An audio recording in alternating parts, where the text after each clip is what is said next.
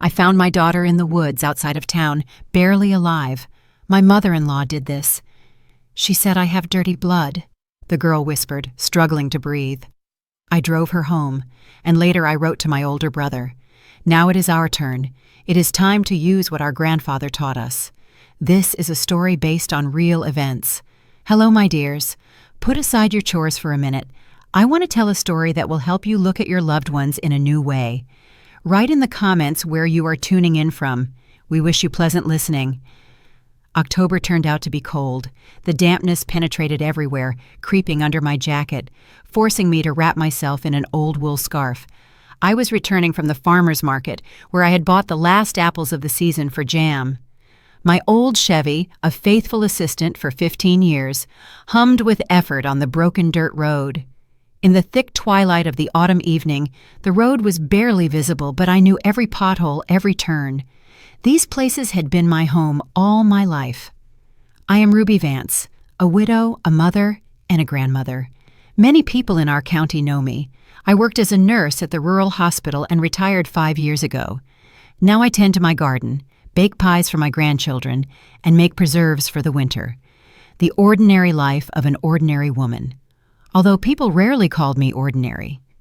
With my black hair, hardly touched by gray, even at 56, my dark skin, and my deep, dark eyes, I always stood out here in the rural backwoods.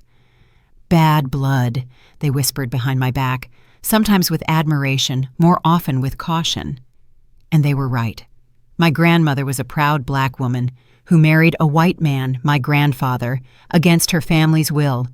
This story was passed down in the family like a legend about a great love that conquered prejudice. The phone in my jacket pocket erupted with a shrill ring, making me startle. It was an old push-button device, reliable, with a powerful battery that didn't fail even in freezing temperatures. An unfamiliar number flashed on the screen. Hello? I pressed the phone to my ear, slowing down on a particularly bumpy stretch. Ruby Vance? A male voice, unfamiliar, out of breath. Yes, that's me. You need to come urgently. The woods behind the old quarry. Do you know where that is? My heart skipped a beat.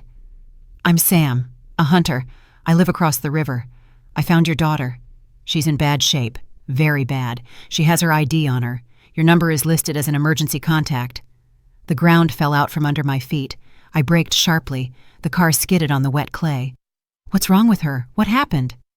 Beaten badly. She's conscious but barely speaking. I called 911, but it'll take them a long time to get out here. Hurry. I turned the Chevy around right in the middle of the road, almost driving into the ditch. My hands were shaking, but my head was working clearly. The old quarry. That was about 7 miles north along a logging road. Only one thing was spinning in my head. Olivia, my baby girl, just hold on. My daughter is 32 years old. Beautiful, smart, stubborn. At 24, she married Gavin, the heir to a large construction company. She moved to the state capital, into a luxurious mansion. She rarely called, and visited even less. She always answered my questions about her life evasively. Everything is fine, Mom, don't worry. And I pretended to believe her, although my mother's heart sensed it. Not everything was smooth in her golden cage. The road to the quarry wound between thinning aspens and birches. The car shook over the potholes. I could barely manage the steering, but I didn't slow down. Thoughts raced through my head. Who could have beaten Olivia? A robbery? It couldn't be. Gavin always seemed calm, polite. True, his mother, Lucille Sterling, looked at me like empty space and viewed our family and our race as a stain she wanted to wipe off her precious son. Around the bend, the old quarry appeared, an abandoned sandy pit overgrown with young pines. A battered pickup truck stood on the shoulder with its doors open. A middle-aged man in a camouflage jacket was shifting from foot to foot nearby. I braked, jumped out of the car, forgetting to turn off the engine. "Where is she?" My voice cracked. "There." He waved his hand toward the tree line. "About 100 yards. I put my jacket under her and left a thermos of tea. I wanted to carry her, but I was afraid. What if there are fractures?" I rushed in the indicated direction. My feet got stuck in the soil soaked after the rain. Branches whipped my face. I stumbled, fell, got up, and ran again. Something light appeared between the trees. At first, I didn't recognize her. Her hair was matted with blood and dirt, her face swollen. There was a huge bruise under her eye. Her light coat from an expensive designer had turned into dirty rags. She lay on her side, curled up, just as she did in childhood when she was sick. "Olivia, baby." I dropped to my knees beside her, afraid to touch. She opened her eyes slightly. One was almost completely swollen shut. The other looked cloudy, unfocused. Her lips trembled in a weak smile, immediately replaced by a grimace of pain. "Mom, I'm here, honey, I'm here." I gently stroked her head, avoiding the obvious injuries. "The ambulance is already coming. Just hold on, little one." She tried to sit up but groaned in pain. I noticed one arm was twisted unnaturally, a fracture, without a doubt. Who did this? My voice sounded unexpectedly firm. She licked her split lips and coughed. I helped her take a sip from the thermos the hunter had left.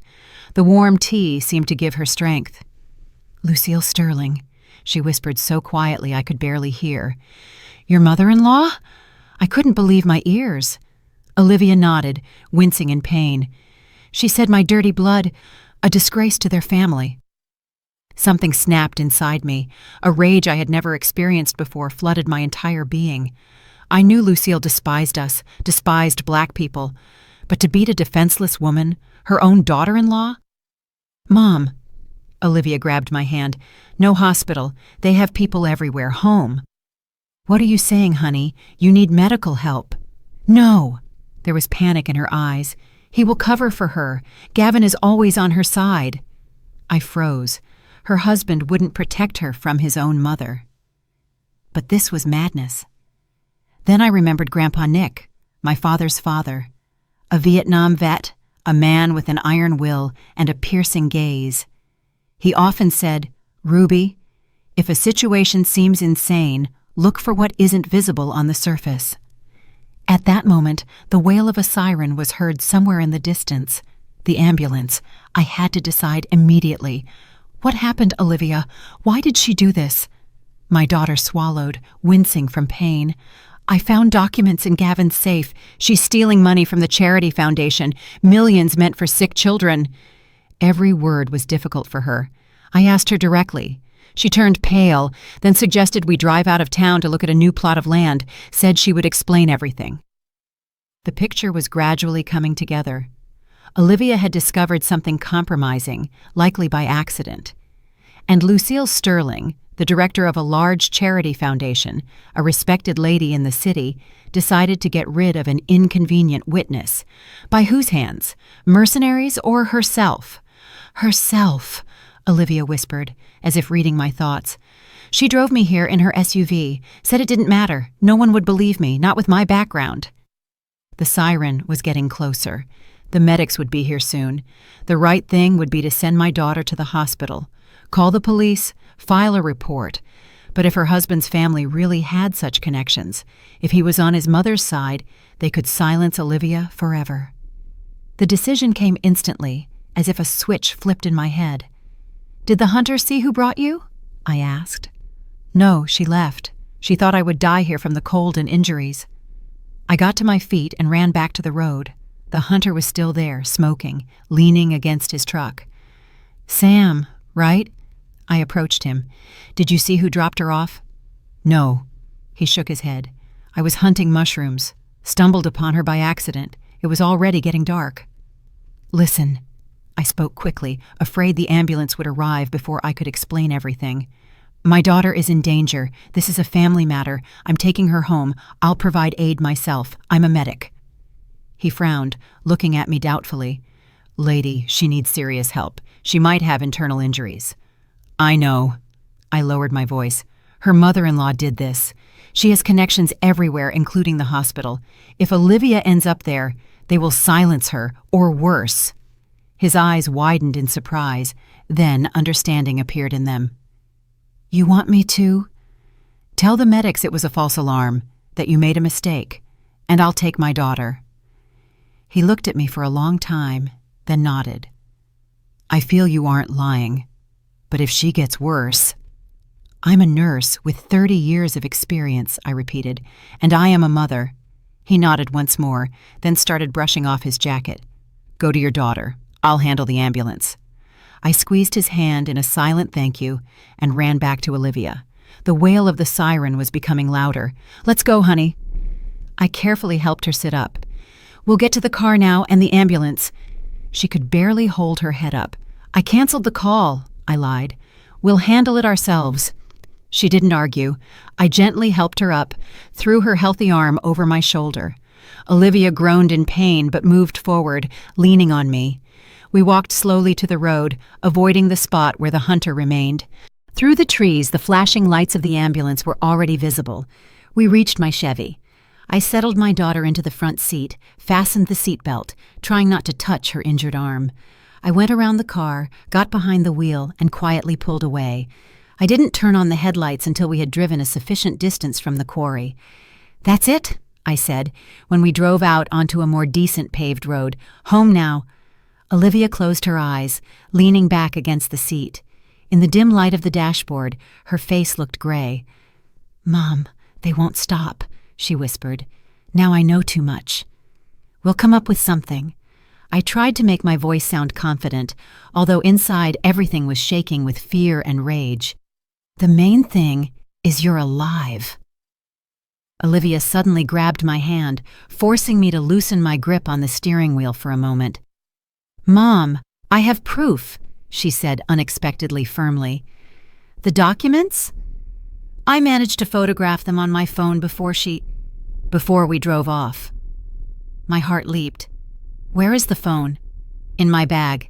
She didn't take it. Apparently she decided it would look like a robbery. I nodded. My thoughts were working with crystal clarity. We needed to hide Olivia where they wouldn't look for her, treat her wounds, contact someone who could help deal with this situation. An image floated up in my memory immediately. Marcus, my older brother. Ex-military, just like our grandfather. Tough. A man of few words, reliable as a rock. He lived in the neighboring county, worked for a private security firm, and unlike me, hadn't lost touch with the skills Grandpa had taught us. Olivia, I turned to my daughter, you have to tell me everything from the beginning, but first, we will contact Uncle Marcus. Remember him? She nodded weakly. The one who taught me to shoot a slingshot. Exactly. I tried to smile. He will help us. We drove in the dark along deserted country roads. Ahead was my house, wooden, old but sturdy, and in the attic, under a layer of dust, stood a trunk that my brother and I had brought after Grandpa died. A trunk with things that might prove more useful than I had thought all these years. I took out my phone and, without slowing down, typed a message to my brother. Marcus, need your help. Remember what Grandpa Nick taught us? Now is our turn. We reached my house on the outskirts of the village when night had finally taken over. The stars spilled out onto the sky, bright and cold. The October air smelled of decaying leaves and the first frosts. The old log house met us with silence. I helped Olivia out of the car, almost carrying her onto the porch. She could barely move her legs, but held on stoically. My girl had always been strong. In childhood, falling off a bicycle, she would get up silently, wipe her knees, and ride on. But now even she was struggling. Just a moment, honey, just a moment. I sat her on the sofa in the living room and rushed to the fireplace. It was chilly in the house. I had left in the morning and hadn't had time to heat it. I skillfully started a fire with prepared wood chips and birch logs. Soon the fire crackled merrily, casting reflections on my daughter's pale face. Let's look at your wounds, I said, turning on the table lamp. In the bright light, Olivia looked even worse. The bruise under her eye was rapidly turning black. Her lip was split, a deep scratch on her cheek. I carefully helped her take off her coat. Every movement caused her to groan. Under her thin blouse, bruises were visible. Her right arm hung limply. Fracture, I stated, gently palpating the wrist. Most likely simple, without displacement. Need to immobilize it. My first aid kit had everything necessary. 30 years working as a nurse weren't for nothing. I treated all visible wounds with antiseptic, applied a splint to her wrist, gave her painkillers and anti-inflammatories. "Thank you, Mom," Olivia whispered when I finished. "You always know what to do." I smiled bitterly. Did I? My only daughter lay before me, beaten, broken, and the enemy wasn't some street thug, but a powerful businesswoman with massive connections. What could I oppose against her money and influence? "The phone," I remembered. "You mentioned evidence." Olivia pointed to her bag, expensive leather with gold hardware. Inside, I found the latest model iPhone in a cracked case. The screen, fortunately, was intact. "Code 1989, Olivia said. "The year you moved into this house." I unlocked the phone, involuntarily noting that for her password, she chose a date important to both of us. Despite the luxurious life in her husband's mansion, she hadn't forgotten her roots. "Gallery," she prompted. "Folder documents for Gavin." I found the folder. Dozens of photos of accounting reports, payment orders, contracts. At first glance, ordinary business papers, but I understood that Olivia had seen something important in them, something for which Lucille Sterling had taken such a risk. "Explain what's here," I asked, sitting down next to my daughter. "The Hope Foundation," Olivia began quietly. "Lucille is its director and founder. Every year, tens of millions of dollars pass through the foundation for the treatment of sick children, for supporting nursing homes, for building playgrounds, everything official, everything transparent." She paused to sip water from the cup I handed her. 2 weeks ago, Gavin asked me to help with documents for the foundation's annual report. He's on the board of trustees, but honestly, never really looked into it. Just signed where his mom pointed. I nodded. That was in Gavin's spirit. Handsome, charming, but an absolutely spineless man, living his whole life at his mother's direction. I started going through the documents and noticed something strange. Large sums, from 5 to 15 million, were regularly transferred to accounts of firms with names like Consulting Inc., or Business Analytics for consulting services, legal support, analytics. But there were no detailed reports on these services, and when I looked for information on the firms themselves, shell companies, I guessed, created for money laundering. Exactly. Olivia nodded. I checked the databases. They were all registered shortly before receiving money from the foundation. The founders, people with lost passports, deceased, or completely unaware of their participation, classic straw men. And the money? The money went to accounts in offshore zones. "And you asked your mother-in-law about this?" I shook my head. "Olivia, didn't you realize how dangerous that was?" "I realized." She smiled weakly with broken lips. But I decided to give her a chance to explain. I'm a member of the family, after all. Thought maybe there was some reasonable explanation. I sighed. My naive, kind girl always believed in the best in people, even when the evidence spoke to the contrary. "And what did she say?" "Nothing." Olivia grimaced in pain. At first she turned pale, then pulled herself together. Said I misunderstood everything, that it was a complex financial scheme for tax optimization, completely legal, and then suggested we drive out of town, said she would explain everything in detail, without prying ears. "And you went?" "Yes." She lowered her eyes. Stupid, right?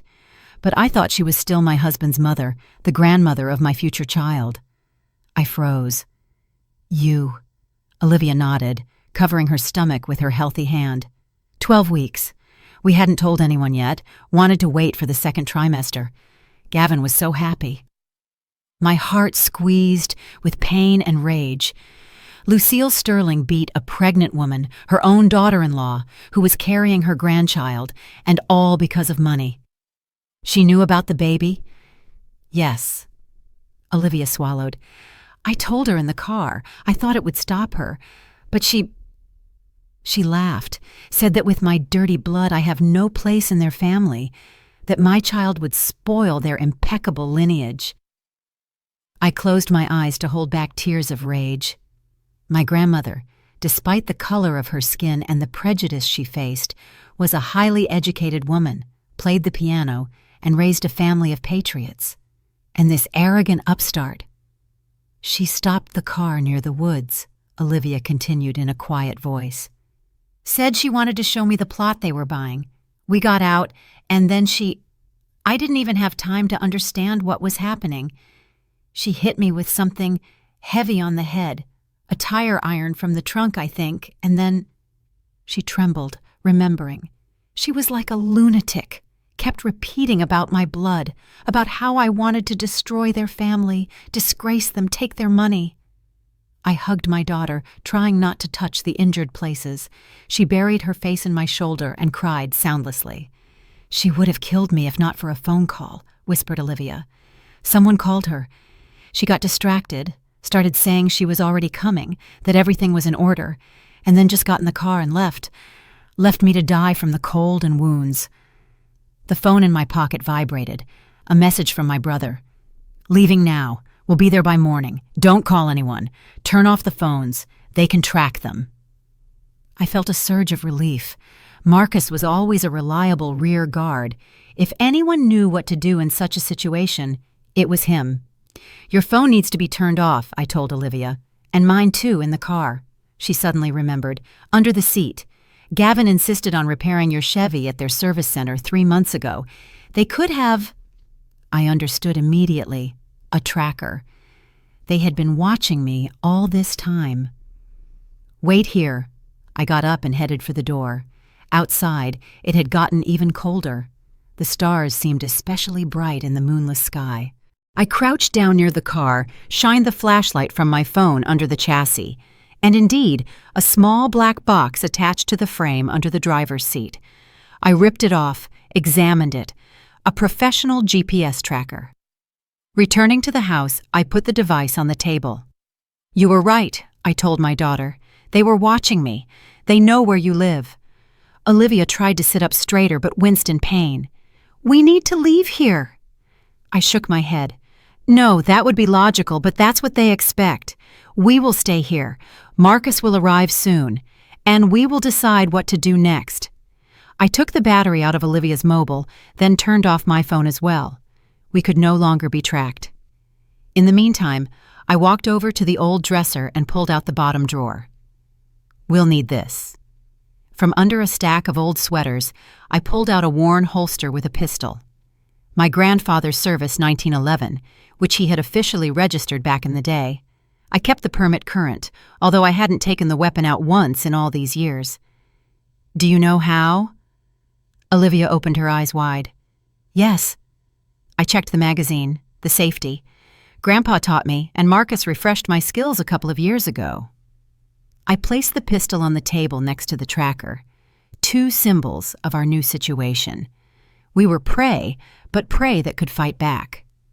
Olivia leaned back on the pillows I had placed behind her back. Her face was exhausted, but something new appeared in her eyes. Not just fear, but determination. We need a plan, she said. I have the documents, but that's not enough. They can deny everything. Say I forged them or misinterpreted them. Marcus will help. I sat down next to her. He knows people who have access to databases. If we can trace the movement of money, it's not that simple. Olivia shook her head. The scheme is complex. Shell companies, offshore accounts. It takes time and resources we don't have. Then we'll have to act differently. I looked thoughtfully out the window. Behind the glass, the darkness thickened, becoming almost tangible. Somewhere out there, 100 miles away, in a luxurious mansion on the riverbank, sat a woman who tried to kill my daughter, who despised us for our race, who thought she could go unpunished thanks to money and connections. Tell me everything you know about Lucille Sterling, I asked, about her habits, fears, weaknesses. Why? Olivia shuddered. You're not going to... No, I shook my head. We won't stoop to her level, but we need to understand who we are dealing with. Olivia looked at me for a long time, then nodded. She fears exposure more than anything in the world, she began. Her reputation is her god. The charity foundation, social projects, interviews in glossy magazines. It's all her way of showing herself in a certain light. In reality... What about her husband, your father-in-law? Arthur Sterling. Olivia laughed joylessly. A big businessman, head of a holding company. In public, a model family man, father, and husband. In reality, he lives separately, has a mistress younger than me, and never interferes in his wife's affairs, provided she doesn't create problems for the business. And Gavin, your husband? Olivia's face twisted with pain, and I realized it wasn't a physical injury. Mom, he loves me, honestly, but he will always be on his mother's side. He grew fused with her by an umbilical cord that no one cut. He's 40 years old, and he still calls her to find out what tie to wear to a meeting. I squeezed her healthy hand. Is that why you don't want to go back? Yes. She lowered her eyes.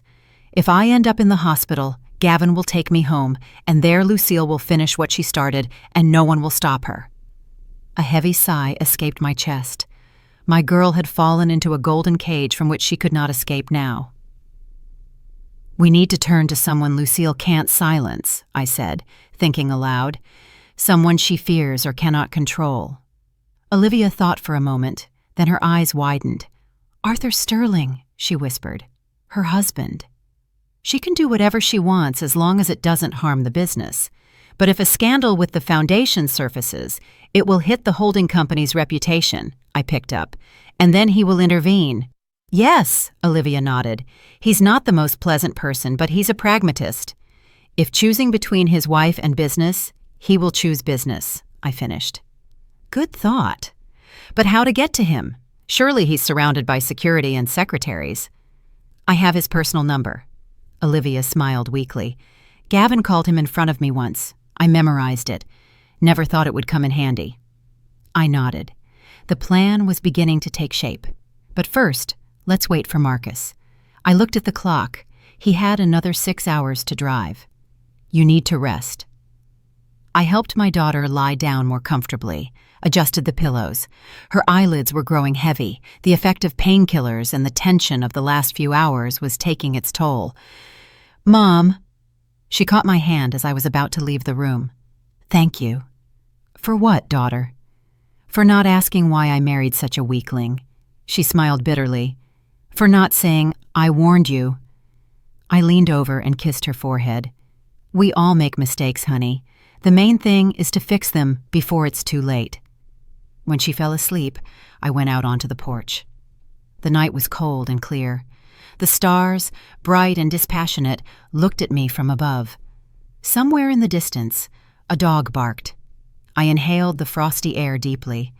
I thought about my grandmother, Zora, a proud black woman who, despite the strict social codes of her time, lived with her head held high. About her pride and strength, which she passed on to my mother, and from her to me. About the dirty blood Lucille despised so much. Today that blood boiled, and it would rage until justice triumphed. Not for revenge, but for the protection of my daughter and her unborn child. The tracker I removed from the car was still working, blinking a small red light. I put it on a stump near the house. Let them think I'm here. Let them come. I will be ready. And the baby? She instinctively covered her stomach with her hand. Seems to be okay. No bleeding, no severe pain in the lower abdomen, but a doctor's examination is needed. Marcus exchanged glances with me. We both understood how risky going to the local hospital was, but leaving Olivia without medical help was impossible. I have a doctor friend in Springfield, said Marcus, referring to his time in the service. He can be trusted, and he'll come here. No need to go anywhere. Thank you, Olivia said quietly, then suddenly tensed. The phone. They can listen to your conversations. Don't worry. Marcus showed her new burner phones. We'll use only these, and I'll call the doctor from a payphone in the next town over. He walked to the window, lifted the edge of the curtain. We can't stay here, he said, peering into the dawn. The house is too open. The woods come right up to the north side. Ideal position for observation and attack, but where do we go? I looked around the room in confusion. Can't go to a hotel. Need ID. To friends? We'll put them in danger. Grandpa had a hunting cabin, Marcus said thoughtfully. About 12 miles from here, deep in the woods. Remember? I nodded. a small log cabin on the shore of a forest lake where Grandpa took us fishing. I hadn't been there in 15 years, but I remembered the place well. You can only get there on foot or by an off-roader, Marcus continued. No roads, only forest trails. Ideal hideout. But, Olivia, she won't be able to walk. We'll take your Chevy, he decided. We'll just leave the tracker here in case they are tracking the car via satellite, and we'll leave at twilight to make it harder to be seen. I agreed. The plan was risky, but logical. The cabin was far from civilization. No one would look for us there. What about the evidence? Asked Olivia. The foundation documents? Marcus sat down next to her and carefully studied the photos on the phone. Impressive, he admitted. But you're right, this isn't enough. We need confirmation from independent sources, bank statements, registry data, confirmation of the shell company's activity. Do you have access to such things? Olivia asked hopefully. Marcus smiled mysteriously. Not me, but I know people who do.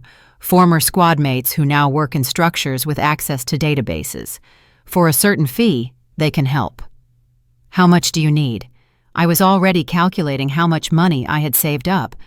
Don't worry about the money. Marcus waved it off. I have savings, and this is an investment in our family's future. He took a laptop out of his bag and turned it on. Offline, he explained. Doesn't connect to the internet directly. Safe. While Marcus worked, I attended to Olivia, helped her wash up, changed bandages, prepared a light breakfast. Her condition was stable, but the bruises had acquired a gruesome purple-green hue.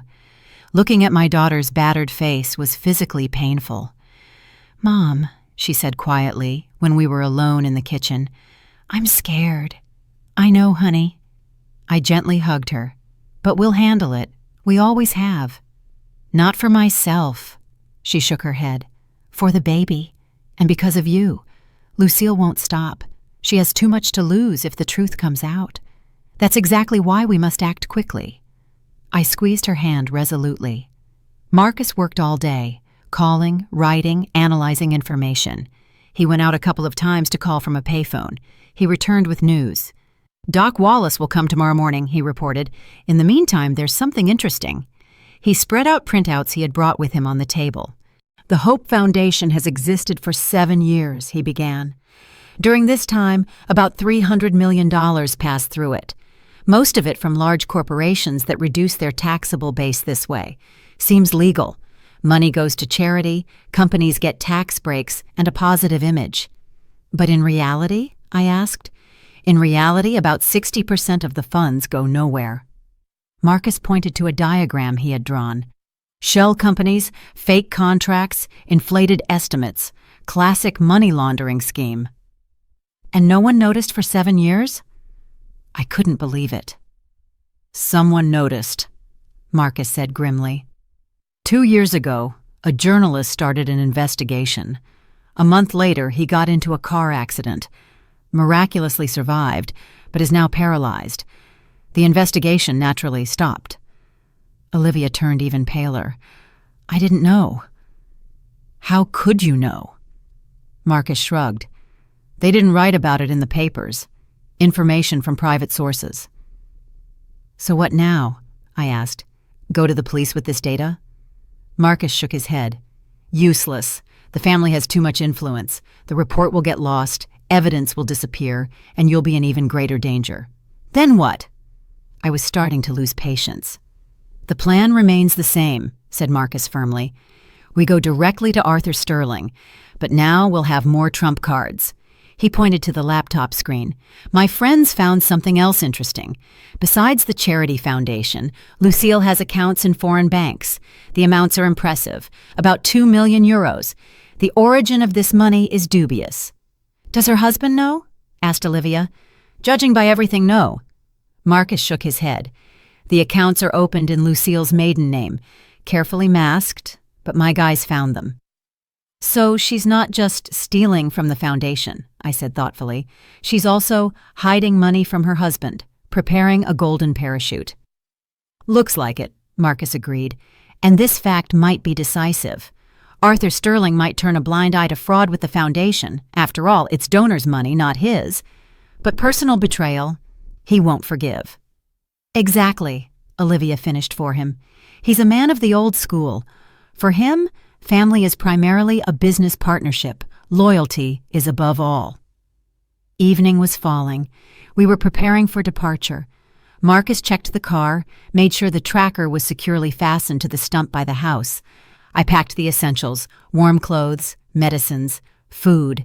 Olivia was silent and focused. "Time to go," Marcus said when it got dark outside. "I'll drive.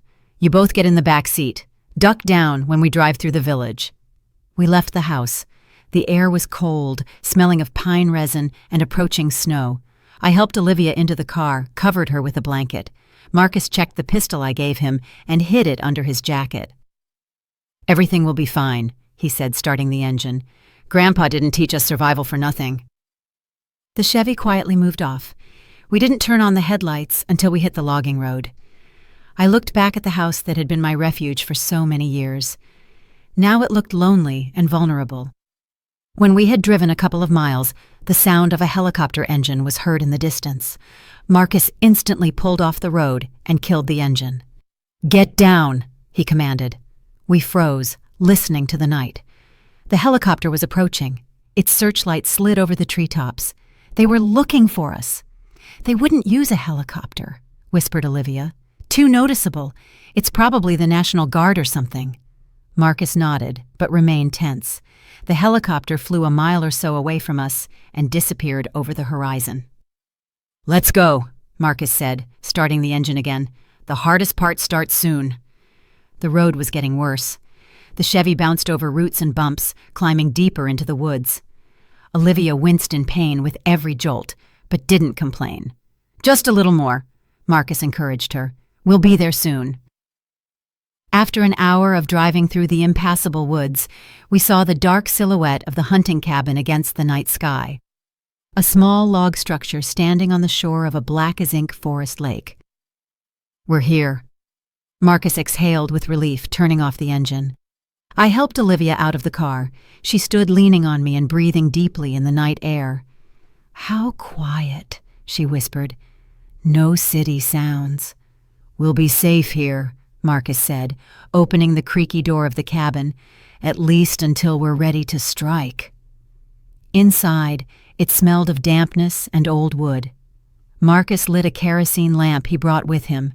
The light snatched a simple setting from the darkness: a wooden table, a couple of benches, a potbelly stove, narrow bunks against the wall. "Not the Ritz-Carlton, of course," Marcus chuckled, "but it'll do for our purposes." I sat Olivia on a bench, draped a jacket over her shoulders. She looked exhausted, but determination read in her eyes. "What's next?" she asked. Marcus started unloading the brought items. "Doc Wallace arrives tomorrow morning. He'll examine you and the baby, and in the meantime, I'll prepare our meeting with Arthur Sterling." "How will you force him to meet with us?" I asked. "People like him don't just meet people off the street." Marcus smiled mysteriously. "I have a plan he won't be able to ignore." He took a small satellite phone out of his bag. "Tomorrow we send him a message with photos of the documents and an offer to meet. And believe me, he will agree." I looked at my brother with admiration. Grandpa would be proud of him, proud of both of us. We didn't break, didn't surrender. We acted exactly as he taught us, calmly, methodically, thinking through every step. Marcus started firing up the stove. Soon it became warm in the cabin. I helped Olivia lie down on the bunks, covered her with a blanket, gave her painkillers. "Sleep, honey," I said, stroking her hair. "Tomorrow is a hard day." When she fell asleep, Marcus and I sat by the stove, looking at the fire through the cracks in the iron door. "Do you understand what we're doing?" I asked quietly. "We're standing up against one of the most powerful families in the state. They have money, connections, power." "And we have the truth," Marcus answered simply, "and determination." "That might not be enough," I shook my head. "And we have something else they don't," he added, throwing a log into the stove. "That black blood she spoke of so contemptuously." I smiled, remembering Grandma Zora. Her pride, her resilience, her ability to survive where others gave up. "You know, I think Grandpa didn't marry a black woman by accident," Marcus said thoughtfully. "He, a soldier, a man of the system, chose a woman who had to live knowing the system wasn't built for her, evading the hate, finding loopholes where others saw solid walls." "Do you think that blood really means something?" I asked. "I think we are a product of both worlds," he replied. "We have Grandpa's methodical nature, his systemic approach, and Grandma's intuition, her ability to think outside the box, to see what is hidden from others." The fire in the stove crackled, casting bizarre shadows on the walls of the cabin. We sat in silence, each immersed in our own thoughts. Ahead was the decisive day. "We need to sleep," Marcus finally said. "We'll need all our strength tomorrow." I nodded and moved to the bunks where Olivia was sleeping. Didn't want to leave her alone even for a minute. "I'll take the first watch," Marcus said, taking out the pistol. He sat by the window, looking into the darkness of the forest. His profile, sharp and resolute, reminded me of Grandpa. The same straight nose, the same fold between the eyebrows. I lay down next to my daughter, listening to her breathing. She slept restlessly, sometimes starting and moaning quietly. "Everything will be fine," I promised her mentally. "We will protect you and the baby, whatever the cost." With this thought, I fell into an anxious sleep in which I found my daughter again and again, beaten and bloody in the cold woods. I was awakened by a quiet knock at the door. I jumped up, automatically grabbing the pistol that lay nearby. Marcus was already standing at the entrance, tense, ready for action. "Who is it?" he asked quietly. "Doc Wallace," a calm male voice answered. "Marcus Vance called?" My brother relaxed, but didn't put the pistol away. "Which regiment, Wallace?" he asked. 82nd Airborne, the voice answered immediately. "Operation Wolfpack." Marcus nodded and opened the door. On the threshold stood a stocky man of about 50 in a field jacket and with a battered medical bag in his hand. His gray hair was cut short, and his face was furrowed with wrinkles of a man who had seen a lot. "Come in, Wallace." Marcus shook his hand. "Thanks for coming." "For you?" "Any time." The doctor entered and looked around the room. His gaze stopped on the sleeping Olivia. "This the patient?" I nodded and went to my daughter, gently waking her. "Olivia, this is the doctor. He's going to examine you." Doc Wallace was a man of few words and businesslike. He carefully examined all of Olivia's wounds, checked her pupils, measured her blood pressure and pulse. Then he took a small, portable ultrasound machine out of his bag. "Army tech," he explained, noticing my surprised look. "For field conditions, not as precise as in a hospital, but will show the basics." He gently ran the sensor over Olivia's stomach, peering into the small screen. His face was focused, and I waited for the verdict with anxiety. "Heartbeat is present," he finally said. "Stable. The placenta hasn't detached." "You got lucky, young lady." Olivia started crying, quietly, with relief. I squeezed her hand. "And what about the other injuries?" asked Marcus. "Wrist fracture. Non-displaced." Wallace checked the splint I had applied. "Good fixation. Concussion of moderate severity. Bruises, hematomas, abrasions. 2 ribs broken, but lungs not punctured.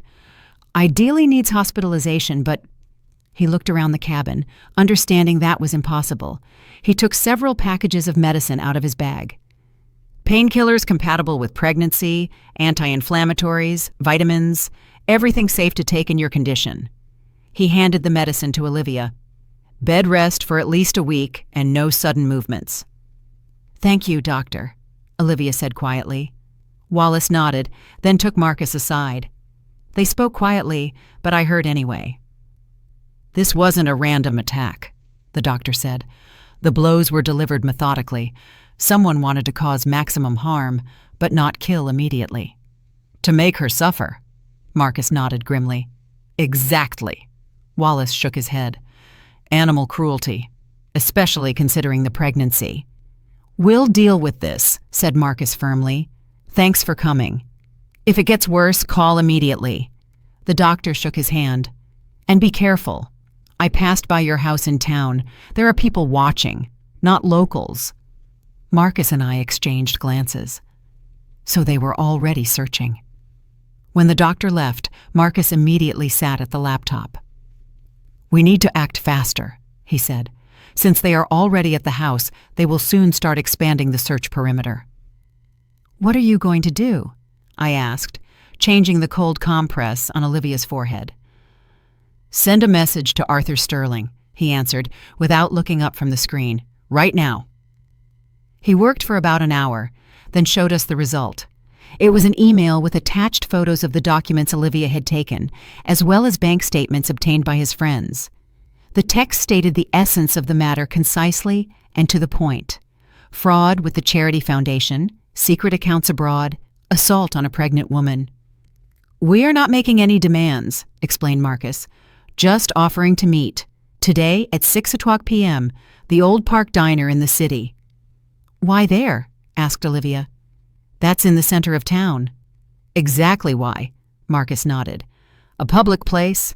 He won't be able to try anything against us, and we'll have the advantage. We know his face, but he doesn't know ours." "No, he won't come alone," I objected. "People like that always have security." "I know," Marcus smiled. "And I'll have my own people. Former squad mates, 3 guys, combat tested." He sent the email through a secure connection. "Now we wait for an answer," he said, closing the laptop. The answer came 40 minutes later. Short, businesslike. "We'll be at the designated place at the designated time. Alone. You come without an entourage, too." Marcus chuckled. "Of course he won't be alone, and neither will we." "I have to go with you," Olivia suddenly said, trying to sit up. "Don't even think about it." I gently laid her back down. "You need rest." "Mom, this is my battle." She pressed her lips together stubbornly, wincing in pain. "I have to be there." "It's our shared battle," said Marcus firmly. "But your task right now is to protect yourself and the baby. We'll handle it." Olivia wanted to object, but suddenly turned pale and grabbed her stomach. I got scared, but she shook her head reassuringly. "It's fine, just kicked. See?" I stroked her hand. "Even the little one tells you to stay here." By noon, Marcus left again. Needed to meet with friends, discuss the action plan. He left me one of the pistols and strictly forbade leaving the cabin. "If anyone approaches, shoot immediately," he said before leaving. "Don't try to find out who it is." I nodded. In 30 years, I had never shot at a person, but I knew I could if it threatened my daughter's life. Olivia and I were left alone. She dozed most of the time, exhausted by pain and stress. I sat by the window, watching the forest, and thinking about how strangely life had turned. Just 3 days ago, I was a simple retiree, a former nurse who made jam and knitted socks for grandkids. And today I'm sitting with a gun in my hands, ready to defend my daughter from powerful people who want her dead. But in reality, I was never just a retiree. The blood of a soldier grandfather and a resilient grandmother always flowed in my veins. I had just forgotten about it in the habitual routine of peaceful life. Marcus returned at twilight. He was collected and focused. "Everything is ready," he said. "My people are already at the diner, 1 at the bar, 2 at tables." "Arthur Sterling arrived in town an hour ago. His car is parked near the Central Hotel." "He's preparing too," I said thoughtfully.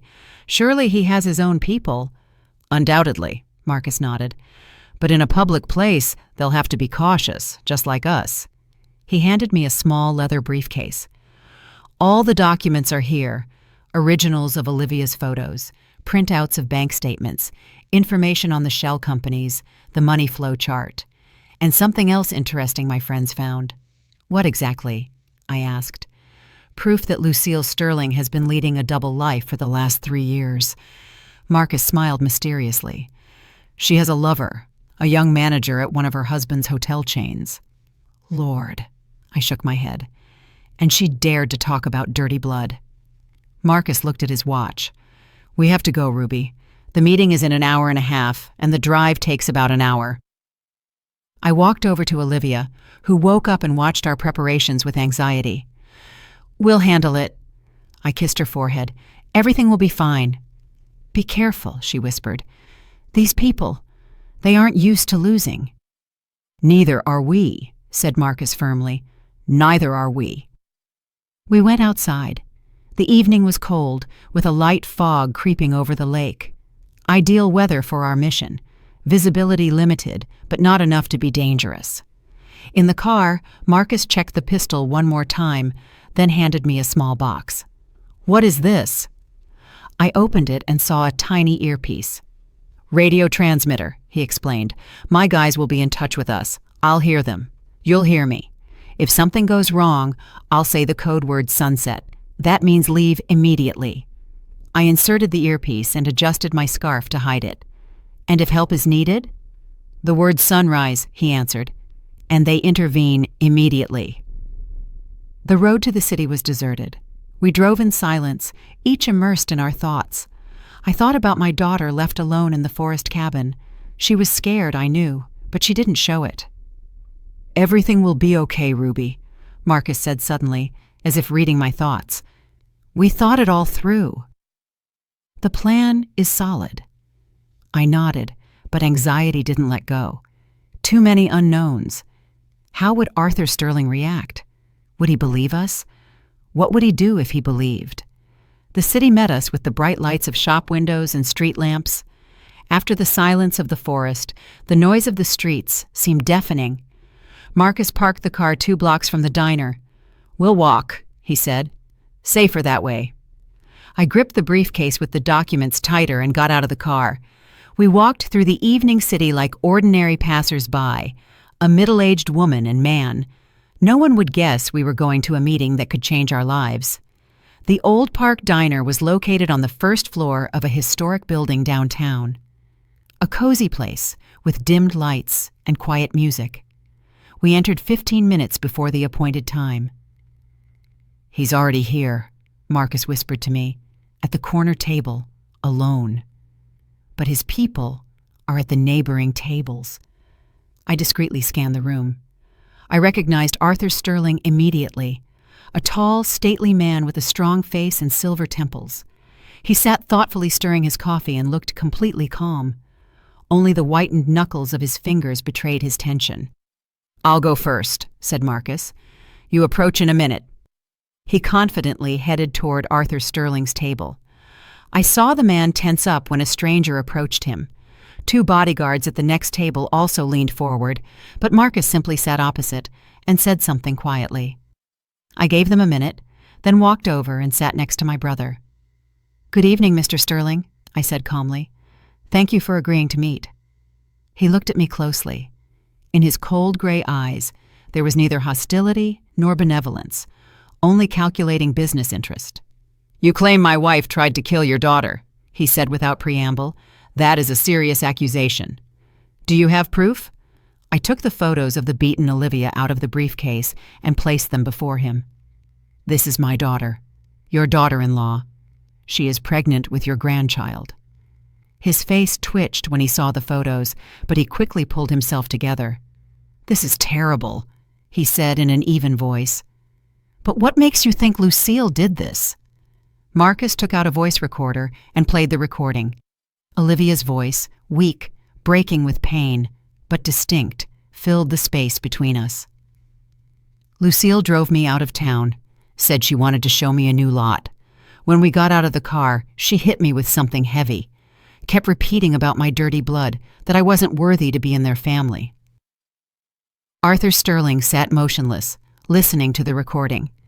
His face remained impassive, but the muscles in his jaw betrayed internal tension.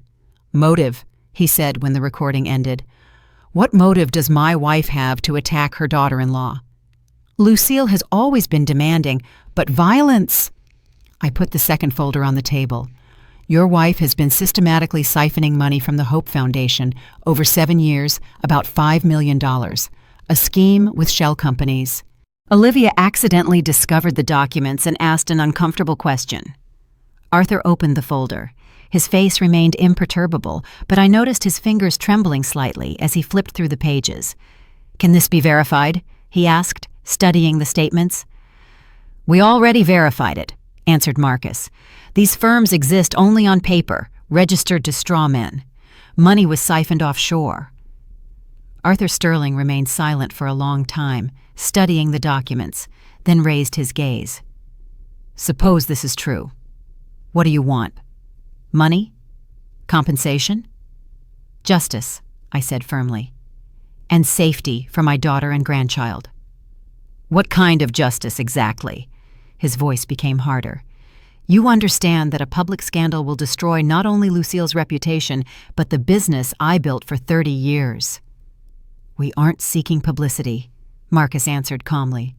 "We are only interested in Olivia's safety and just punishment for the person who tried to kill a pregnant woman." Arthur tapped his fingers thoughtfully on the table. "And Gavin? Does my son know about this?"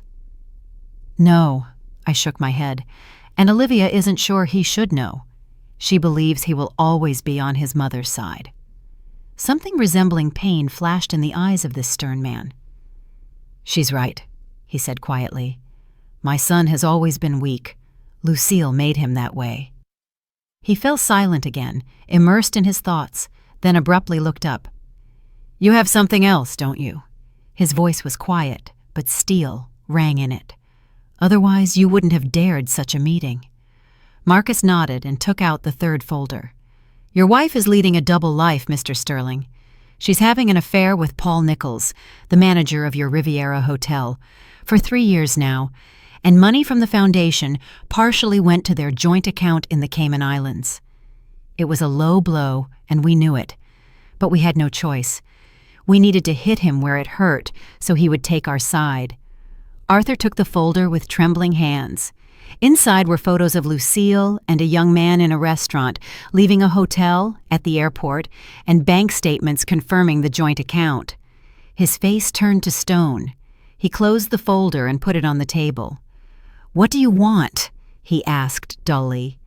"Specifically," I leaned toward him, looking him straight in the eyes. "Official divorce for Olivia and Gavin with decent compensation. A guarantee of safety for my daughter and future grandchild, and that Lucille never approaches them again." "And in return, complete silence," Marcus answered. "No police reports, no contact with the press, no public accusations. Everything stays between us." Arthur Sterling looked at us for a long time, as if assessing our resolve. Then he nodded. "I agree, with one condition. I will deal with Lucille myself in my own way." Marcus and I exchanged glances. "You won't cause her physical harm?" I asked. Not that I worried about that woman, but I didn't want more blood on our hands. "No," he shook his head, "but she will get what she deserves. Believe me, for Lucille, the loss of status, money, and reputation is scarier than any physical pain." "Then we have a deal." Marcus extended his hand. Arthur shook it after a second of hesitation. "Is Olivia in a safe place right now?" he asked, gathering the documents into one pile. "Yes," I answered, "and she will stay there until everything settles down." "Sensible." He nodded. "I will contact you in 3 days. By that time, the divorce papers will be ready, and Lucille will cease to be a threat." He stood up, nodded to us, and headed for the exit. The bodyguards immediately rose and followed him. Marcus and I remained at the table, not believing everything went so smoothly. "Do you think he'll keep his word?" I whispered. "I think so," Marcus nodded. "People like Arthur Sterling value their word. It's a question of honor. Besides, a scandal isn't profitable for him." I suddenly felt incredibly tired. The tension of the last days fell on my shoulders all at once. "Let's go home," said Marcus, noticing my state. "Olivia is waiting for news." We left the diner and headed to the car. The city around us lived its usual evening life. People rushed about their business, shop windows glowed, cars drove by. No one suspected that the fate of several families had just been decided. In the car, Marcus contacted his people, made sure we weren't being tailed, and we set off. "You did good, sis," he said when we drove out onto the highway. "Grandpa would be proud of you." "And of you too." I smiled weakly. "I wouldn't have managed without you." "It's our shared victory." He looked focused on the road. "And Olivia's. She showed real courage." I looked out the window at the trees rushing by, black silhouettes against the night sky. Somewhere out there, deep in the woods, my daughter waited. And now I could tell her it was over, that they were safe, she and the baby growing under her heart. Black blood, I said quietly. Lucille despised it so much, but it was that blood that defeated her in the end. Not blood, Marcus objected, but what it gave you. Resilience, wisdom, the ability to survive and protect your loved ones no matter what happens. I nodded. He was right.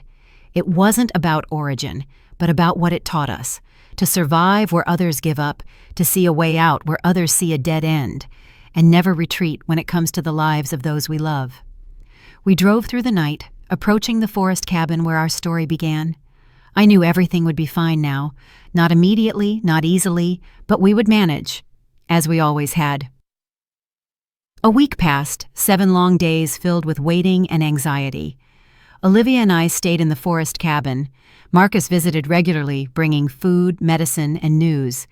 My daughter's condition was gradually improving. The bruises began to fade. The pain in her ribs became less acute. She slept a lot, and when she was awake, she sat by the window looking at the lake and stroking her stomach, as if convincing the baby that everything would be okay. On the 3rd day, just as promised, Arthur Sterling contacted us. Marcus met him in the city and returned with documents, a divorce agreement and compensation, as well as news that took my breath away. Lucille Sterling has disappeared, he said, adding logs to the stove. Officially, she went for treatment at a Swiss clinic. But in reality, I asked, glancing at the sleeping Olivia, Arthur gave her a choice. Marcus spoke quietly, not to wake his niece. Either prison for fraud and attempted murder, or voluntary exile. She chose the latter.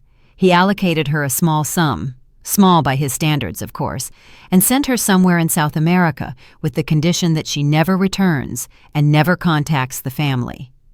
And her lover? I remembered the young hotel manager. Fired, Marcus shrugged. Arthur Sterling is a tough man. He doesn't forgive betrayal. And how did Gavin react? Does he know what happened? He knows, Marcus sighed. But not the full version. Arthur told him his mother committed financial crimes and had to leave. And the attack on Olivia? Not a word. Fears his son won't handle the full truth. I shook my head. The man who couldn't protect his wife from his own mother now didn't even know the whole truth about what happened. But perhaps it was better for everyone this way. Does he want to see Olivia? I asked. No. Marcus looked at his sleeping niece. Arthur said Gavin took the news of the divorce surprisingly calmly. Seems he long ago resigned himself to the fact that their marriage was a mistake. I didn't know whether to rejoice or be sad about this. On one hand, the lack of resistance facilitated the divorce process. On the other, the ease with which Gavin gave up his pregnant wife spoke poorly of him. And what about the foundation? I asked, remembering where it all started. Arthur personally took charge of it, answered Marcus. Conducted an audit, returned the stolen money, changed the management, is trying to minimize reputational damage. On the 4th day, Doc Wallace came to examine Olivia again. He was pleased with her condition. Bones were knitting, bruises healing, the baby developing normally. In a week she can be moved home, he said, packing his bag, but complete rest for another month. On the 7th day, Marcus arrived with important news. Documents signed, he said, handing Olivia a thick folder. Divorce processed expeditiously thanks to Arthur's connections. Compensation transferred to your account. A sum enough for a comfortable life and the child's education. Olivia held the folder on her lap, hesitating to open it. Is that it? She asked quietly. Is it the end? Almost. Marcus sat down next to her. There's one more thing. Arthur wants to meet with you. My daughter and I exchanged glances. We hadn't expected this. Why? She asked warily. He didn't explain. Marcus shrugged. Said only that it's important and it's not a threat. If you agree, he'll come tomorrow. Alone, no security. Olivia thought, mechanically stroking her stomach, a gesture that had become habitual over these days. Okay, she finally said. I'll meet him. It's the least I can do after everything he's done for us." Arthur Sterling arrived the next day at exactly noon. We heard the sound of an engine, and Marcus went out to meet him, leaving Olivia and me in the cabin. A few minutes later, the door opened, and a tall, gray-haired man appeared on the threshold in a simple, warm coat, no suit, no security, no usual gloss of a powerful businessman. "Hello, Olivia," he said, standing at the threshold as if hesitant to enter further. "Thank you for agreeing to meet." My daughter nodded, gesturing for him to sit. I started to leave to give them privacy, but Arthur stopped me. "Stay, Miss Vance. What I want to say concerns you too." He sat on the bench opposite Olivia, folded his hands on his knees. For the first time, I saw in him not a stern businessman, but simply a tired man crushed by the betrayal of loved ones. "I came to apologize," he began, looking Olivia straight in the eye, "for not seeing, not stopping, not protecting. I was blind, too busy with business to notice what was happening in my own family." Olivia was silent, waiting for him to continue. "Lucille has always been a complicated person," he continued, "but I never thought she was capable of such cruelty, especially toward a pregnant woman, the mother of my grandchild." His voice trembled on the last words. I suddenly realized that for this stern man, impending grandfatherhood meant more than one could imagine. "You aren't to blame, Arthur," Olivia said softly. "You couldn't have known." "I should have." He shook his head. "It's my responsibility."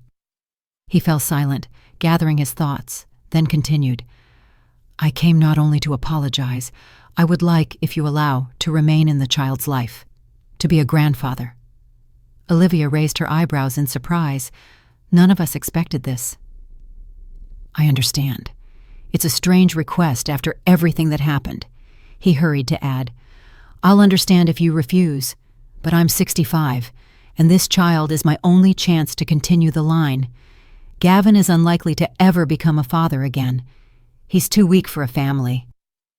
In his words, there was no reproach toward his son, only a sad statement of fact.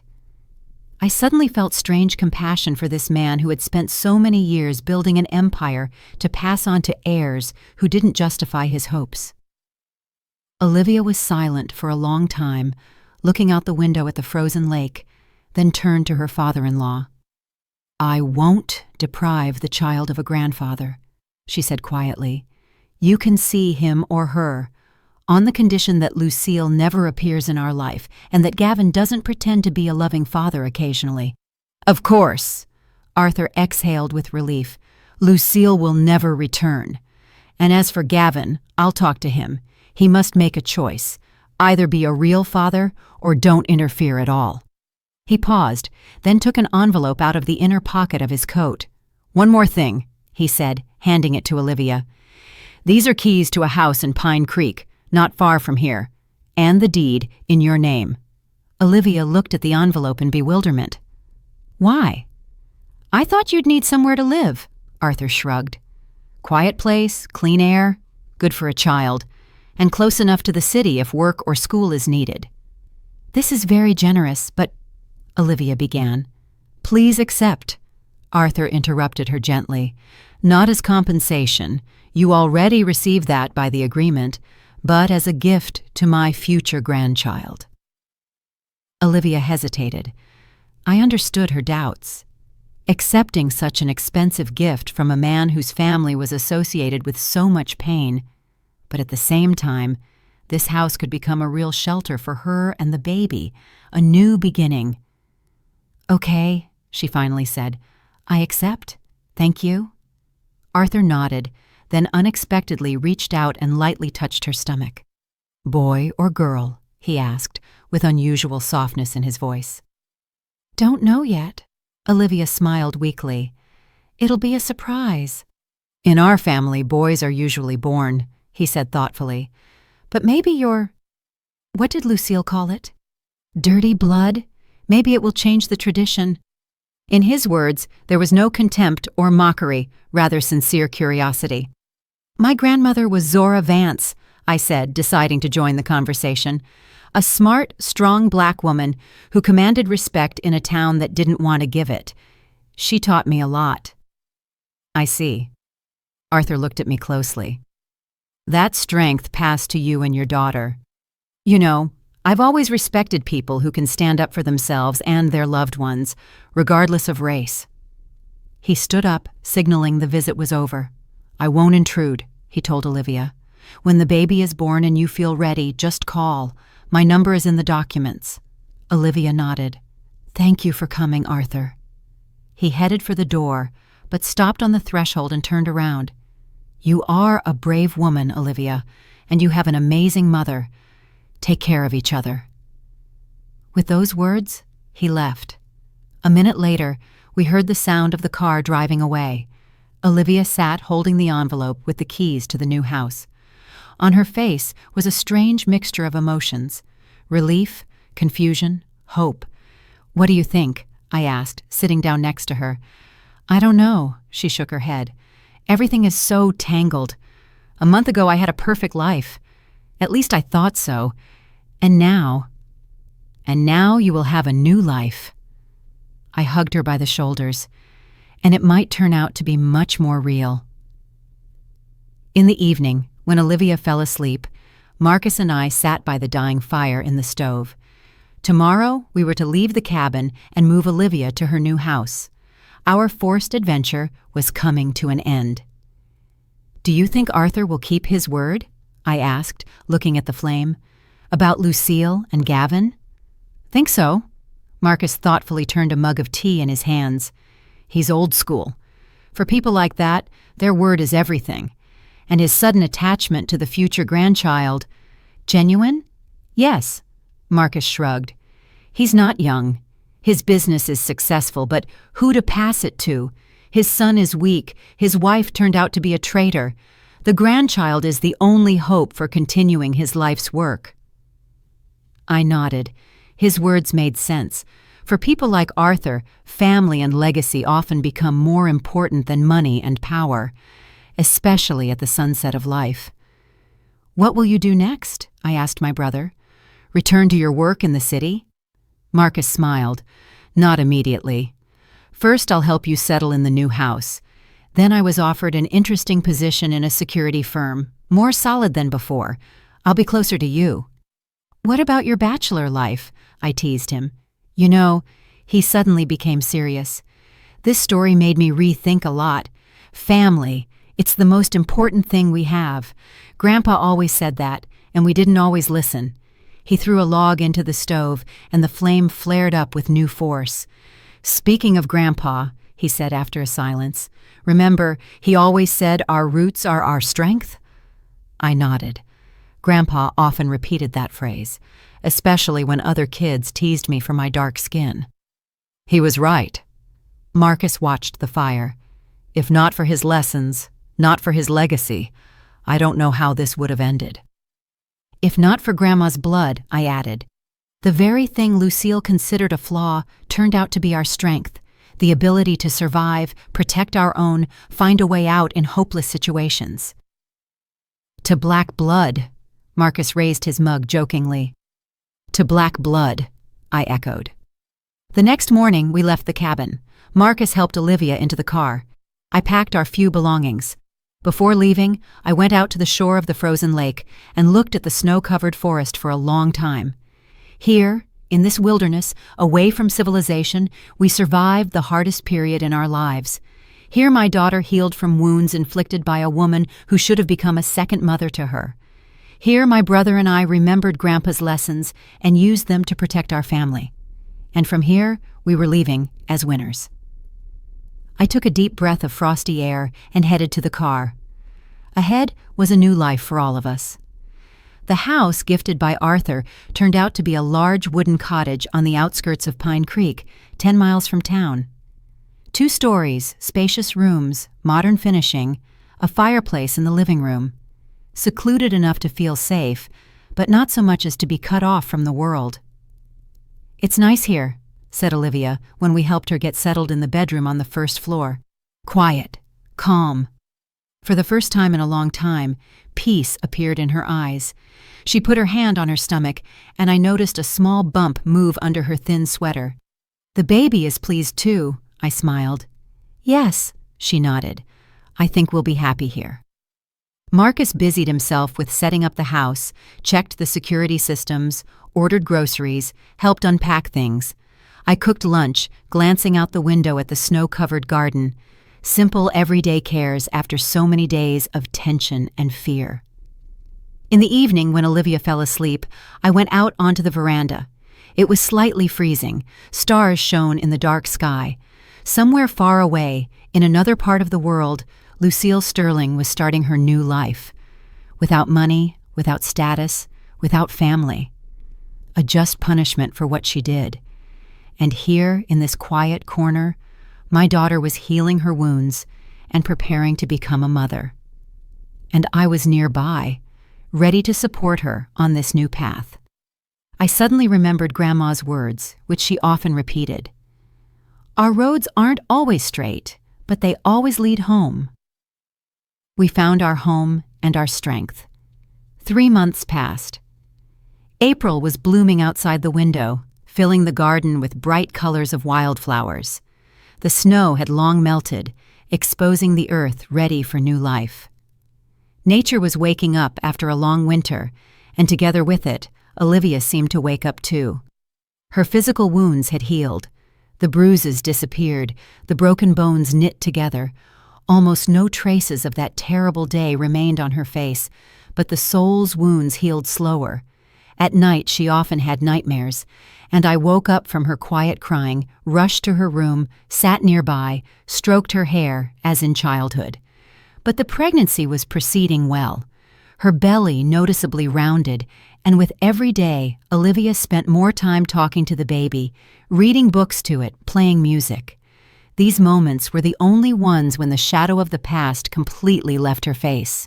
Marcus bought a small house 2 miles from us, an old forester's lodge he fixed up with his own hands. Now he worked in the state capitol at a large security firm, but every weekend he came to us. We cooked together, walked in the woods, made plans for the future, as if returned to childhood when we were inseparable. We heard nothing of Arthur Sterling all this time. He kept his word, didn't impose, waited for Olivia to be ready to contact him herself. No news of Gavin either. After the divorce, rumor had it he went to Europe, started a new life, and Lucille was not spoken of at all, as if she never existed. Life was gradually improving. Olivia started working remotely. She was a good financial analyst, and her skills turned out to be in demand. I tended to the house, garden, cooked for both of us. A quiet, measured life, almost like before all these terrible events. One April day, when the sun shone especially brightly through the just-open leaves, I was working in the garden, planting tomato seedlings in the greenhouse Marcus built for me. Olivia sat nearby in a wicker chair with a laptop on her knees. The last few weeks, she worked a lot on some project. Suddenly she cried out, and I turned sharply, afraid she felt sick. But on her face was not suffering, but surprise. What happened? I rushed to her, wiping my hands on my apron. "It's from Arthur." She turned the laptop screen to me. "An email. He writes that he found documents that might interest me. About Gavin." I frowned. The last thing we needed right now was a return to the past. "What documents? Does he specify?" "No." Olivia shook her head. "Only writes that it's important and might matter for the future child. He wants to meet." "And will you agree?" I asked cautiously. She thoughtfully rubbed her stomach, where the little human was actively kicking. "I think so," she finally said. "He behaved decently all this time, didn't pressure, didn't impose. And if it's really something important for the baby—" I nodded. Over these months, I learned to trust my daughter's intuition. Maternal instinct made her stronger and wiser. "When does he want to meet?" "Suggests this Saturday, at our place." She smiled weakly. "Writes that he'll come alone and understands if we prefer someone else to be present." "I'll call Marcus," I decided. He was planning to come for the weekend anyway. On Saturday, exactly at noon, an inconspicuous silver sedan pulled up to our house. Arthur, as promised, arrived alone. He looked different than at our last meeting, rejuvenated, rested, as if having thrown a heavy load off his shoulders. We met him in the living room. Olivia sat in an armchair, wrapping her legs in a blanket, although the day was warm. Marcus stood by the fireplace, pretending to examine photos on the shelf, but I knew he was watching the guests' every move. "Thank you for agreeing to meet." Arthur sat in the chair opposite Olivia. "How are you feeling?" "Good." She put her hand on her already impressive belly. "The doctor says everything is going great, due in 2 months." "Glad to hear." He nodded, and I noticed sincere warmth in his eyes. "Does the house suit you?" "More than." Olivia looked around the spacious living room. "Thank you again." He waved it off. "Don't mention it." Then he took a thick folder in a blue cover out of his briefcase and put it on the coffee table. "I promised not to interfere in your life until you were ready yourself," he began. "And I would have kept that promise if I hadn't discovered these documents." "What is this?" asked Olivia, looking at the folder but not touching it. "Medical records," answered Arthur. "Gavin's and Lucille's. Something I myself didn't know until recently." He opened the folder and took out several sheets with seals and stamps of medical institutions. "When you were pregnant 2 years ago, the first time," he spoke slowly, choosing words, "and lost the baby. It wasn't an accident." Olivia turned pale. I involuntarily leaned forward. What was he talking about? "Lucille was slipping you drugs," Arthur continued, looking straight in Olivia's eyes. "Abortifacients, in tea, in food, systematically over several weeks." I heard Marcus sharply intake air. Olivia froze, her face turned whiter than chalk. How do you know?" she whispered. "I found receipts." He pointed to the documents in the folder. "Prescriptions written to straw men, and then hired a private investigator who talked to your former housekeeper. She confirmed Lucille gave her some powders to add to your food, supposedly vitamins." Olivia covered her face with her hands. Her shoulders shook. I rushed to her, hugged her, pressed her to me. "That's monstrous," said Marcus quietly. "Even for her." "Yes," Arthur nodded. "I was shocked when I found out, and decided you should know the truth, especially now, when you're expecting a child." "Why?" Olivia raised her tear-stained face. "Why did she do it?" "Because of the inheritance," he answered. "We have a clause in the family trust. The heir gains control over the company only after the birth of his own heir. Lucille didn't want Gavin to become independent of her." He fell silent, then added quietly, "And also, Gavin knew." These 2 words hung in the air like a clap of thunder. Olivia froze in my arms. "Knew?" repeated Marcus. "You mean—" "Yes," Arthur nodded. "He knew his mother was poisoning his wife to cause a miscarriage and did nothing to stop her." "Oh, God," I whispered, hugging my daughter tighter. "How could he?" "I told you he is a weak man," said Arthur bitterly. "Always was. But I didn't think his weakness went that far. I would never—" He stumbled, and for a moment his stern face twisted with pain. "I would never have allowed this to happen if I knew." Olivia slowly freed herself from my embrace. Her face, wet with tears, suddenly became surprisingly calm. "Thank you for telling me," she said quietly. "This explains a lot." She stood up, went to the window. Sunlight outlined her silhouette, emphasizing her round belly. She put both hands on it, as if protecting the child. "I always blamed myself," she said, looking out the window. "Thought I did something wrong, didn't protect it. Doctors said stress, overwork, and it was her, and him." Arthur stood up and approached her, but didn't touch, keeping a distance. "I'm sorry," he said. "So sorry I couldn't protect you then. Didn't see what was happening in my own family." Olivia turned to him, and I saw in her eyes something I hadn't seen for a very long time. Anger. Not despair, not fear, but pure, healthy anger. You aren't to blame, she said firmly. You didn't know, but they— She took a deep breath. They knew, both, and now I know too. She walked over to the table and closed the folder with documents. What do you plan to do with this information? Asked Arthur. Nothing, Olivia shook her head. What can I do? Evidence isn't enough for court. And why? She is already punished, and he will live with this for the rest of his days. She put her hand on her stomach again. I will focus on the future, on my child, on our new life. Arthur nodded. In his eyes flashed something resembling respect. You are a strong woman, Olivia. Stronger than I thought. I have good genes. She threw a glance at me and smiled weakly. Black blood, remember? I remember. He smiled too. And I'll be glad if that blood flows in the veins of my grandchild. It will bring strength to our family. To my family, Olivia gently corrected him. Now this is my family. Me, my child, my mom, my uncle. But you can be part of it if you want. He nodded, accepting her conditions. On his face was an expression I hadn't seen before, something like gratitude. I want to, he simply said.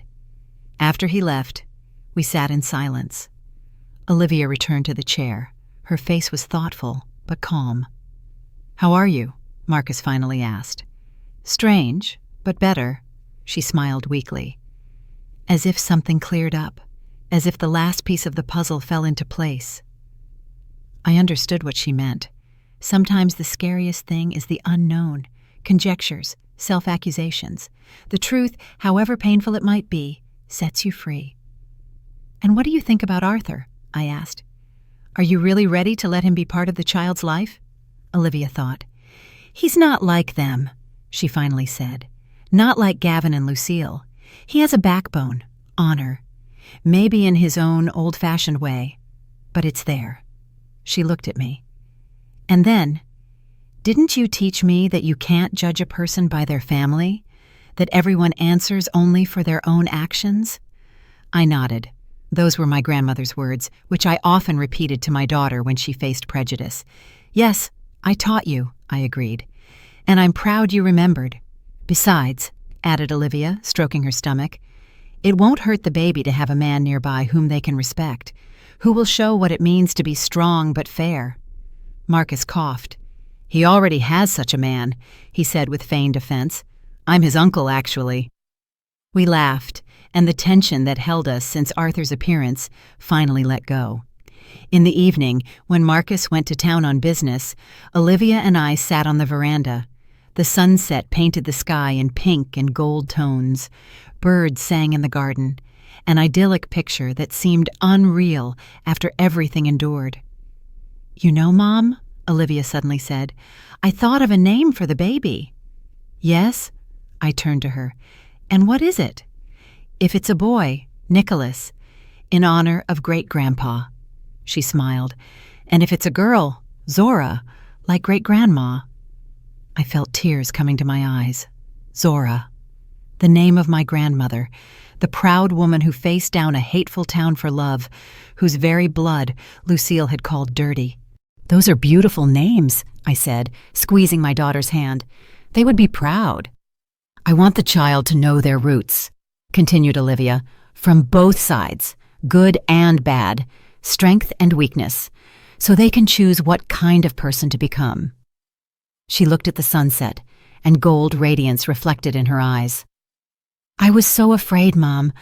All these months afraid I wouldn't manage alone, wouldn't be able to protect the child from this world. But now I understand. I'm not alone. I have you, Uncle Marcus.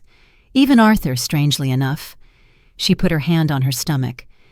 And I have strength I didn't even suspect. Strength that manifested when it was needed most. That Vance blood, I smiled. That Vance blood, she echoed. And you know what? I'm not ashamed of it anymore. I'm proud. At that moment, looking at my daughter, illuminated by the setting sun, with her hand on her belly where a new human grew, I thought about our family history, about my grandmother who defied society for love, about my grandfather who taught us to defend ourselves in a world where force is often confused with right, about my brother who came to help in a moment of danger, about Olivia who found the strength to start a new life after betrayal, and about the child who would soon be born, with the blood of warriors and survivors, scouts and freedom-loving souls, with a legacy of strength and resilience, wisdom and justice. In his veins would flow blood they tried to blacken, but we knew this blood wasn't dirty. This blood was gold. On a sunny June morning, I woke up from a phone call. The clock showed 5:00 a.m. My heart jumped. Who calls at such an hour? In the receiver, Marcus's excited voice was heard. "Ruby, get ready. Olivia's water broke. I'm already driving to you." I rushed to my daughter's room. She sat on the edge of the bed, pale, with frightened eyes. "Mom, I think it started," she whispered. "Early, 2 weeks before the due date." "It's okay, honey." I tried to speak calmly, although I was worried, no less. 2 weeks is normal. The baby just decided to hurry up. I helped her gather the pre-packed bag, change clothes. 20 minutes later, Marcus pulled up. He was collected and businesslike, as always in critical situations. "I arranged with the hospital," he said, helping Olivia into the car. "They're expecting us. Everything will be fine." The road to the city seemed endless. Olivia's contractions came at 10-minute intervals. She bore the pain stoically, only tightly squeezing my hand when another wave rolled in. In the emergency room, we were met by a middle-aged female doctor with kind eyes and decisive movements. "First birth?" she asked, helping Olivia into a wheelchair. "Yes," answered my daughter, wincing in pain. "Everything will be fine," said the doctor confidently. "Mom can come with you to the delivery room if you want." Olivia looked at me gratefully, and I nodded. Marcus remained in the hallway. The last thing I saw before the doors closed was his pale face and a thumbs up. Everything will be fine. The labor was hard. 14 hours of contractions, screams, pain, tears. I held my daughter's hand, wiped sweat from her forehead, spoke words of support. Seeing her suffering was unbearable, but I knew this was necessary pain that would lead to new life. At 7:00 p.m., the first cry of the newborn rang out, piercing, furious, alive. "A girl!" announced the midwife, lifting a small creature covered in blood. "A healthy, strong girl." I watched them lay the granddaughter on Olivia's chest, how my daughter, exhausted but happy, touched the tiny face with trembling fingers. "Zora," she whispered. "My little Zora." In the hallway, not only Marcus was waiting for us. To my surprise, Arthur was there too, with a huge bouquet of white roses and a bewildered expression on his face. "Marcus called me," he explained, seeing my surprise. "I hope you don't mind." I shook my head. He had the right to know about the birth of his granddaughter. "A girl," said Marcus, hugging me. "What did they name her?" "Zora," I answered, watching Arthur's reaction, "in honor of my grandmother." He raised his eyebrows in surprise, but then smiled. A rare, sincere smile that completely transformed his stern face. "Zora Sterling," he said thoughtfully. "Unusual for our family, but beautiful." "Just Zora," I shook my head. "Olivia decided to give her our last name, Vance." He was silent, then nodded. "I understand, and approve." Marcus put a hand on his shoulder, a gesture that 3 months ago would have seemed unthinkable. "Congratulations, Grandpa," he said with a smile. "You have a beautiful granddaughter." 2 days later, Olivia and the baby were discharged home. Zora turned out to be a calm baby, ate well, cried rarely, slept a lot.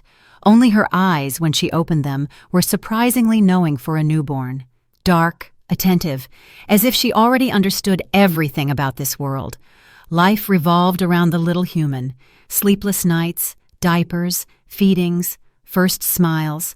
Marcus became a frequent guest, brought gifts, helped around the house, could sit for hours next to the crib, telling the little one amazing stories about distant countries where he happened to visit. Arthur came once every 2 weeks, always warned in advance, never stayed long, brought expensive gifts, but never tried to impose his will or interfere in upbringing. Gradually, his visits became a habitual part of our life. Summer that year turned out hot. In August, when Zora turned 2 months old, we spent most of the day on the veranda. Olivia read books, I knitted tiny socks for my granddaughter. The baby slept in the shade of a spreading apple tree. One day, as we sat like that, an unfamiliar car pulled up to the house. A young man in an expensive suit got out. I tensed. We weren't expecting guests. Olivia turned pale, recognizing him. "Gavin," she whispered. I instinctively moved closer to the stroller with the baby. After everything we learned about him, his appearance didn't bode well. He walked up to the veranda, stopped a few steps from us. He looked unwell, thinner with circles under his eyes, nervous. "Hello, Olivia," he said quietly. "Miss Vance." "What do you need?" I asked directly, not wasting time on greetings. He winced, but didn't argue. "I wanted to see the child." He nodded toward the stroller. "Father said I have a daughter." Olivia stood up, blocking the stroller with herself. "Why?" Her voice was cold. "What do you care about her?" "I'm her father." He took a step forward but stopped, seeing the expression on Olivia's face. "Father?" She laughed bitterly. "A father protects his children. A father doesn't let anyone harm them. And you knew your mother was poisoning me so I'd lose our first child. And did nothing." He turned pale, lowered his head. "I didn't know how to stop her," he whispered. "She always got what she wanted." "You could have told me." Olivia paused between words, as if each was difficult for her. "Warned me, protected me, but you chose her, as always." He was silent, and this silence was more eloquent than any excuses. "Leave," said Olivia quietly. "You have no daughter. Zora has no father. It will be better for her this way." "Olivia, please." He raised eyes full of tears to her. "I've changed. I don't talk to my mother anymore. I went through therapy. I want to fix mistakes, be part of my child's life." She looked at him for a long time, studying him, then slowly shook her head. "No, Gavin. Too late. Too much pain. I can't trust you with our daughter, and I don't want her to grow up with such an example of a man before her eyes." He clenched his fists, and for a moment I was afraid he would do something irreparable. But then his shoulders slumped, and he nodded. "I understand," he said quietly. "But if you ever change your mind, I'll be waiting." He turned and walked to the car. Olivia watched him go, and in her eyes there was neither hatred nor love, only fatigue and detachment. When the car disappeared around the bend, she sank onto the chair next to me and took my hand. "Did I do the right thing?" she asked quietly. "You did what you thought necessary to protect your child," I answered. "No one has the right to judge you for that." Zora stirred in the stroller, and Olivia leaned over to her, adjusting the blanket. The baby looked at her mother with wide-open eyes, dark as night, like my grandmother Zora's. "You know, Mom," said Olivia thoughtfully, not taking her eyes off her daughter, "I used to always think strength was something loud, heroic deeds, bold decisions, loud words." She stroked Zora's tiny palm, and the baby tightly grasped her finger. "But now I understand that real strength is often quiet. It's daily small decisions. The choice to protect those you love, the ability to start over when it seems life is destroyed." I looked at my daughter, at her calm, confident face, and pride overwhelmed me. She went through betrayal, violence, pain, and came out stronger, wiser, whole. "That's Vance blood," I smiled, repeating the phrase that had turned from an insult into a symbol of strength and resilience for us. "Yes." Olivia lifted Zora into her arms, and now it flows in her, in a new generation, in my daughter, who will never be ashamed of her roots. Autumn arrived unnoticed, coloring the leaves in gold and crimson. Zora grew, becoming more curious and active every day. At 3 months, she already confidently held her head up, followed moving objects with her gaze, smiled when spoken to. Facial features were gradually emerging: high cheekbones, dark eyes, a stubborn little chin. More and more often I noticed in her a resemblance to my grandmother, whose name she bore. One day in late September, when the first frosts were already silvering the grass in the mornings, Arthur arrived. He brought, as usual, gifts. This time a handmade wooden rocking horse that was still too big for Zora. "To grow into," he said, looking tenderly as Olivia fed the baby. "Very soon she'll start walking." We sat in the living room, drank tea with apple pie I baked in the morning. The conversation flowed leisurely, touching on safe topics: the weather, plans for winter, Zora's health. "Gavin came by," Olivia suddenly said, not raising her eyes from her daughter. "A month ago." Arthur tensed. "I didn't know," he said after a pause. "What did he need?" "To see Zora," answered Olivia. "I refused." He nodded, accepting her decision. "He is my son," he said slowly. "But I won't ask you to let him into your life. It's your right to decide." "Thank you," said Olivia quietly. "I appreciate that." She handed the sleeping Zora to me, and I carried the baby to the crib. When I returned, Olivia and Arthur were talking about something serious. "I'm leaving," he said. "To Switzerland. Doctors found heart problems. Need surgery." "For long?" I asked, sitting down next to my daughter. "Don't know." He shrugged. "A month, maybe longer. Everything depends on how the surgery and rehabilitation go." He took a folder with documents out of his briefcase and put it on the table. "I updated my will," he said, looking at Olivia. "Zora is my sole heir. My entire estate, business, real estate, everything will pass to her after my death, and until her coming of age, you will manage these assets as a trustee." Olivia raised her eyebrows in amazement. "But you have a son." "Gavin will receive a fixed allowance," said Arthur firmly. "Enough for a comfortable life, but no more. He proved he is incapable of managing the family business." Olivia shook her head. "I can't accept this. It's too much." "You can, and you will." For the first time in our acquaintance, notes of the former powerful businessman sounded in his voice. "This is not discussed. I made a decision." He softened, seeing the expression on Olivia's face. "Listen, this isn't charity. This is my choice. I want my legacy to continue, for my life's work to pass into reliable hands. I see strength in you that Gavin always lacked. And I know you will raise Zora, so she is worthy of this legacy." Olivia was silent for a long time, then slowly nodded. "Okay, but with one condition." "Which?" "I want you to return, alive and healthy. Zora needs a grandfather." His face softened. In his eyes appeared something I had never seen before. Tenderness. "I promise," he said. After he left, Olivia and I sat in silence. The sun was setting, painting the room in golden tones. From the nursery came the quiet breathing of sleeping Zora. "Strange how everything turned out," said Olivia thoughtfully. "A year ago I was afraid of these people, considered them enemies. And now, life is unpredictable." I took her hand. "And people, too. Can't judge a book by its cover, as Grandma used to say." Olivia smiled. "I miss her so much.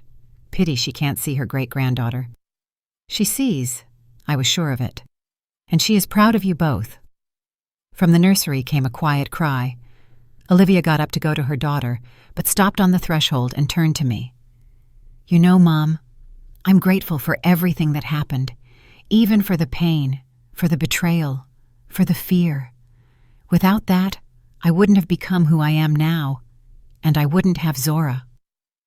I watched her walk to her daughter, slender, self-confident, with her head held high. I remembered the frightened, broken woman I found in the woods that cold autumn evening and understood she was right. Sometimes we need to pass through darkness to see the light. Sometimes pain is not the end, but a beginning. Sometimes what others consider our flaw turns out to be our greatest strength. Black blood, The blood of survivors, the blood of the resilient, the blood of those who don't give up. Blood that was subjected to persecution for centuries, but always found a path to freedom. Blood they tried to despise, but which turned out stronger than prejudice and hatred. This blood flows in my granddaughter's veins, and it will never be dirty. It will be her strength, her legacy, her pride, and we, me, Olivia, Marcus, even Arthur, will be nearby to protect her, teach her, love her. So she never forgets who she is and where she came from. So she always knows, in her veins flows the blood of winners. If you liked the story, hit the thumbs up button and subscribe to the channel. This motivates us to create new and interesting stories every day. Don't miss the new video that you see right now on the main screen. All the best, and be happy.